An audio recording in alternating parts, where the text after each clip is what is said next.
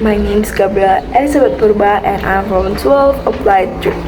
Today I will review a book titled A Vindication of the Rights of Women, written by Mary Wollstonecraft. This book was first published in 1792 and it belongs to the philosophy and feminist literature genre, so it's non-fiction.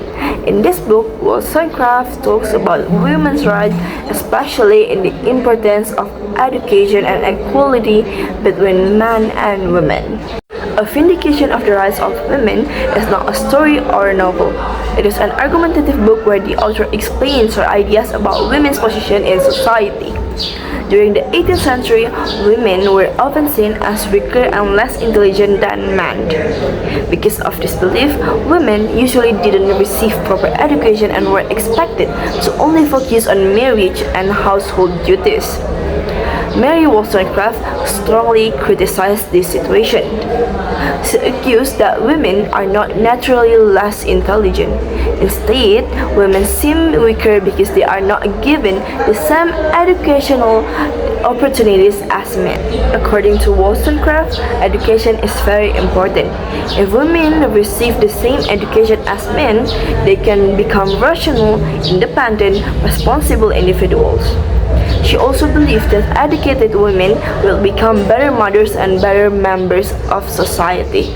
In my opinion, this book is very important and influential because it talks about gender equality at a time when these ideas were not common. One reason I find this book interesting is that Wollstonecraft uses logical arguments to explain why women deserve equal rights, and she believes that men and women both have the ability to think rationally. Another reason is that many of the ideas in this book are still relevant today. Even though the book was written more than 200 years ago, discussion about equality, education, and women's rights are still important in modern society. However, some parts of the book can feel difficult to read because the language is quite formal and philosophical. Overall, I think A Vindication of the Rights of Women is a very powerful and meaningful book.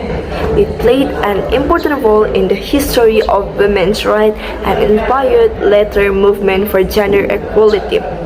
I would recommend this book to students who are interested in philosophy, history, or social issues, especially topics related to equality and women's rights.